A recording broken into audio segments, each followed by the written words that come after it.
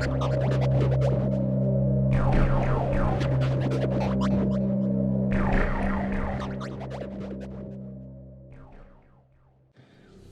to Zeke Marsh. Zeke Marsh here. Today, I'm going to be discussing my time in Lebanon. With a small case of Dubai, because I was in Dubai for a little bit too. The first part this will be right after my Belgium. So if you haven't seen my Belgium story, I'll have it up here and you can see what it's like you can see basically where it starts off, because I'm basically going on the story of my career. After my Belgium time, I got an offer to play for a team called Sagesse, or Hikmet, they call it over there in Arabic.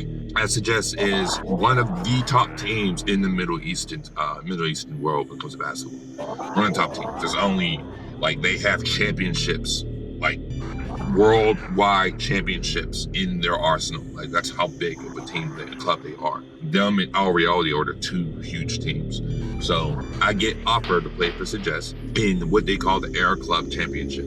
This tournament is normally held every 2 years, if I remember correctly. It normally happens around the middle of the year, because normally there's a break in the Middle East. It's normally a break. And some people will get invited. Sagesse was clearly going to be invited to this Air Club Championship. So in Lebanon, you're only allowed 2 foreigners. In this club championship, you're allowed 3. That's the reason why they ended up asking me, because I was available at the time. I accepted, I went, I played really well, and I mean really well. I played so well that I was given a reward for being the best big in the tournament. And we ended up losing in the championship against Al Riyadi. I call it Al Riyadi. I could be saying that wrong, but I'll call them Al Riyadi. That's what I normally know them as. We ended up playing them in the championship, sold out game to them. Sagesse and Al Riyadi are Duke in North Carolina. That's how big it is for them. That is a very huge rivalry in that side of the world. Very huge. Everything's basketball too. So, for example, Hassan Whiteside was in Lebanon before he got into the NBA. Right before he got into the NBA, he was in Lebanon for 2 years, I think. Then he went to the G League and immediately went to the NBA after that. And a lot of people would compare me to him when I went. But anyway, I ended up doing relatively well, and I ended up asking to continue to play for them. Now, they did warn me that, look, we're only allowed, there's only allowed to have 2 imports to play in Lebanon. And that's fine. I was basically a backup import, which I was actually okay with. I ended up losing my job in Belgium. I didn't have much money. They were going to pay me a decent salary to just basically practice and work out and be a backup import if they need anything. And I was completely okay with taking that. I took it. I continued working out. I really enjoyed myself when I was there. I loved most of my teammates. They were great guys. I got real close to Terrell, the other foreigner. There's another, I can't remember his name, but that was there that ended up leaving. And no, there was basically 2 other foreigners. But it was very enjoyable. I really did enjoy myself. I love Beirut. Beirut's absolutely a gorgeous city. It sucks, unfortunately. It's filled with corruption and the wars that are going on around Lebanon. They got smacked with refugees. It's just overpopulated. That's what the sentiment back then I was told from locals. It's just overpopulated. Beirut can only hold 300,000. There's 1.8, 1.5, 1.6 million people there. Most of them were immigrants. And migrants. And I remember seeing them as I got at the airport. I would see just shacks everywhere of just people just hanging up their clothes in broken concrete buildings. And I'm seeing them hanging stuff up. They had nowhere else to go. It's and that opened my eyes to the reality of look, this is what life is like over here in places like this. No, in the Middle East, a place that's not as prosperous as the United States is. It opened my eyes to it's different. But I was still appreciative of the beauty of what this country is, what it has underneath all the corruption and stuff. I believe it's a very beautiful country. I believe if they were to clean stuff up, I couldn't imagine what type of, how well they would do. I mean, they're basically a Las Vegas. Beirut is basically a Las Vegas in that side of the world. There's nice cars, there's clubs everywhere. It's just malls, beautiful women everywhere. There's a beach. There's 45 minutes away from the beach. You go up in the mountains, go snowing. It's amazing living here. I can only imagine. It's very expensive. I will say that. Very, very expensive. Cost of living is so expensive there. I mean, I'll spend easily $100 every 2-3 days just to eat, and that's just food. Like, it's very expensive to live there, but you can. It's a very beautiful country. I really did enjoy myself. Anyway, we're playing. I'm there. We're doing relatively well. We're in second place. We're going between second and third because reality is just dominating everyone. We're playing relatively well. I will bring up how big the rivalry can get. Now, when they played for us, when they went to our gym's a lot bigger. It actually holds about 10,000. When this game came, there was, I remember correctly, about 12,000 people. There were people on top of the balconies. There were people on the roof, legitimately people on the roof, people sitting on crates outside, looking in through the windows. There were people outside trying to see through the door. Like, it was everywhere. It was so bad that, like, the parking for cars went back at least half a mile when I was trying to get up there to the gym. Military was there. Everyone was there to try to make this work. And that's how big Sagesse, Hekmet, and Oyodio is. That rivalry is huge. It's hundreds of years. Like, that's how long back it is. But just going there, we ended up winning that game. One more day on St. There was smog everywhere in the whole gym. It was a huge smog because we allowed to smoke there. So people were just smoking, and we were just playing our game. We ended up winning, and it was a crazy atmosphere. You very rarely play in an atmosphere like that. I've played in it a number of times in college and some in the pros, but it still feels good when you play in an atmosphere like that. That's basically what ended up happening. And so after that, we ended up going there, and right after that, we ended up going there, and it got so bad that there was riots. I will have some videos playing on top so you can see at least some of what happened. So Terrell, which is our point guard, was being attacked by one of their players. Now, I believe that their coach specifically told him to do this because Terrell is such a prolific scorer. Like, he has a game where he scored 74 points. And if you know anything about basketball, that is extremely difficult to do, even in the professional sports. For you to have a gift to score that much is almost unheard of. So he has the potential to make these points, and he was actually coming back because we were down. So they put him in just to get in his head. And sure enough, the dude went too far, and Terrell was well known. And shout outs to Terrell if he's watching this video. I think he's in Turkey. He's doled on this thing, but he don't play no games. So you're gonna step up to him. Oh, he's good. You're gonna answer back, and that's what he did. And he tried it, and he answered back, even though they got pulled off on him. And unfortunately, with that cheap shot happening while we were down, because it was like 45 seconds left before they did this, they called the game for them, even though they started it, and it was clear that they started. That's money, corruption. That could be any number of things that could be the reason why they called it. But as a result of that scuffle, there was riots outside that went on for at least 4 hours. We were there. We got done with the game at around 8 o'clock. We didn't leave there until 10:30, 11. There were riots going on for so long that they had to wait. They literally had to wait it all out. I think they said there were about 5,000-6,000 people rioting. It was so, like, that's how crazy it got over there. So we're just sitting there, and I'm getting tired, and we're waiting. I didn't play this game. I actually sat out. I was reserved for this game. Oh, and I will say, in the game where they came to us, I actually played in that game. Now, this game, I was sat in reserve, so I didn't play in this game. But I was sitting next to some of the riot police when the riot was happening. I don't go out in courts. I don't do that. I sit my butt right down because I'm not going to be out there get myself in some trouble, and I don't know what's happening. It's one of my main reasons why when I see fights, I stay away, because then if anyone's coming outside of it because something's happening, because everyone likes to run in. Now, where I grew up in the hood, someone could come up with that weapon, and if I see it, I can get out of there before, because I won't be in the middle of all that. And that's one of the reasons why, in my opinion, I always sit down when fights happen, unless it's someone I actually really care about and I need to pull them out.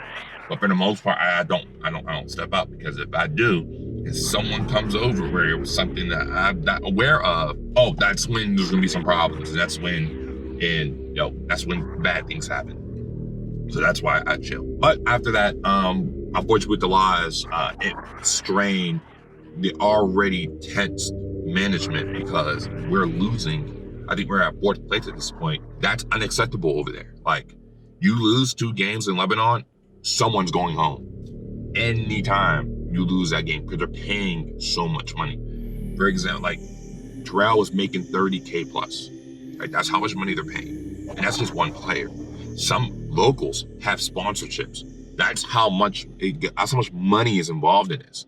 With all that happening, it just put more tension on the team, more tension, and just got worse. And I saw the writing on the wall because this is right before playoffs about to hit. Now we start winning, but after one more game in particular, one of our players, so basically you have the Pro A and Pro B. Now, in how basic works is Pro B is lower level than Pro A. If you're in the bottom 2 ranks in Pro A, you get knocked down to Pro B. And the top 2 teams in Pro B get upgraded to Pro A. Now, this is a team that just got to Pro A, and we're playing them. They almost beat us. Literally, they almost beat us. And it wasn't for a last-second shot. As in, last second, they would have won if we would have missed. Shot. We made it, and everyone's all happy. But I remember we had our talk, and I remember our coach said, if you would not made that shot, we would have all lost our jobs. And he was serious, and I knew he was serious. If we would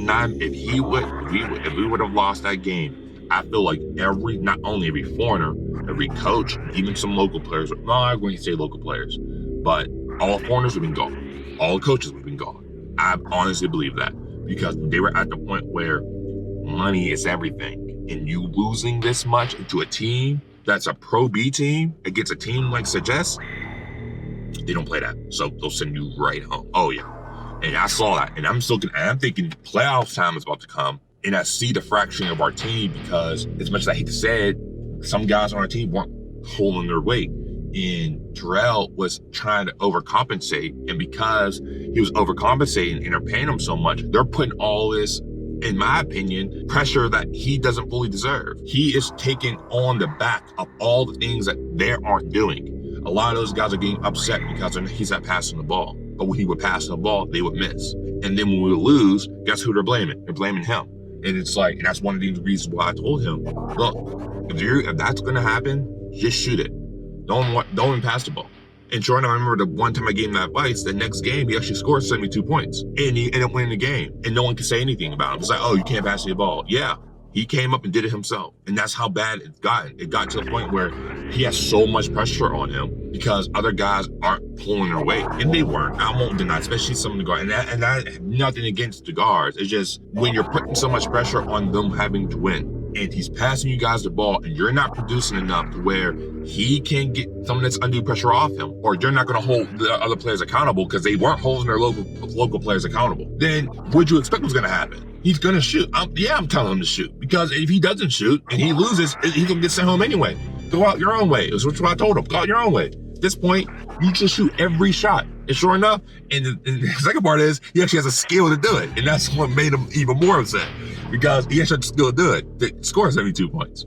So people just like, okay, well, I'm not happy, I'm not this, I'm not that. And I'm looking at this like, at one point, things aren't going to go, like, it was, the writing was already on the wall. Everyone's game plan at this point, go against Sagesse, is stop Terrell, whatever it means necessary. Foul him, hit him, do whatever you need to. And I'm looking like, okay, if we're fracturing to the point where we can't even stay together as a team, even though we almost lost this game when we shouldn't have, I'm just going to go home. Especially since my contract was already up at this point. I was like, you know what, I'm just going to go home. Because, and since it was up, because I'm like, at this point, if we lose, you're going to blame me? They might. And that's how, I mean, if you grab my future videos, they might. So I was like, you know what, I'm going to stop. And I'm just going to go home. And sure enough, I went home. And that was really my Lebanon experience when it comes to basketball. I said the country itself was absolutely gorgeous. I love that country. It just sucks that it's so corrupt, and it is. Like over there, for instance, they have generators. They have so every day, 4 times a day, the power shuts off for the whole city. All the power shuts off, and they do it to save money for electricity. And only people who are rich, who have generators, won't have the stuff shut off. I remember I would be on something, it would just shut off. It'll happen 3 or 4 times. And literally, and I remember people tell me, yeah, it's literally just for money. Like, yeah, it's the people who have the money to buy generators. It won't affect them, but it affects everyone else. But it saves money because they shut it off for a good 3, 4, 5 minutes. It saves money for electricity bills. I mean, I don't know the in-depth of it all, but I'm sure it does. and they have no need to fix it. And they could. I know they could. They don't need to. They don't want to. And that's kind of what it's like when you're dealing with other countries. But I'll get into that in other videos. But this is, like I said, more of my Lebanon experience. And all in all, I really did enjoy the Lebanon. I really did enjoy Lebanon. I believe Lebanon is the #1 basketball country in the Middle East. If you're talking about the Middle East, it's Israel, and there's Israel's pretty good, but Lebanon's really #1. Like, if you're in Lebanon, it's cutthroat. You lose, you're gone. But they pay you well, and that's the difference. It's like everything's in and out with them. Everything's money. So if you can show that you can do well, you can do really well there. And if you do well in Lebanon, you can technically go anywhere. But it's way too volatile. And like I said, since I was a backup import, it wasn't really feasible. I was getting the money that I needed until around April, and then I went home, and I'm like, cool, at least I got basically what I needed. And I got my salary for the season, and I went home. So that is my Lebanon experience. I hope you guys enjoyed the story. There are a lot more stories I'm going into. Right after this, I'm gonna go into my Saudi Arabia story. When I played in Saudi Arabia actually the most of my career, in the 3 seasons. My story for Saudi Arabia is going to talk about some of the basketballs, and that was probably the worst paying. I ain't gonna say worst, but it was one of the hardest. I could say hardest when it comes to my life, but it was one of the most let down seasons. I've had hard seasons, as I've heard in these. If you heard in these videos, but this last one really hit deep because that's when I injured myself, and that really changed how I play basketball to this day. Because I don't have what I used to have anymore because of it. But that's an excuse, and I'm completely okay with that. But anyway, thank you for listening. Once again, I hope you like and subscribe if you enjoyed this video. I know these are long videos, but as I said, this is a story time. This is to explain all my times overseas, and hopefully you guys will enjoy it. If you guys have any questions, please leave a comment. If you know anyone who will get something out of this, share. I will have more things I talk about professional athletes. Once again, this channel is, I'm hoping to help future athletes who want to see what it's like, how it is overseas. I'm here to tell my story so people can have a general idea what it's like over there. And this is part of what I want to talk about. And once again, I also wanted to bring up the fact that I'm also a gamer, so I'm going to input what my soul is, and this is what it's about. Anyway, thank you very much, and Control-Delete, everyone.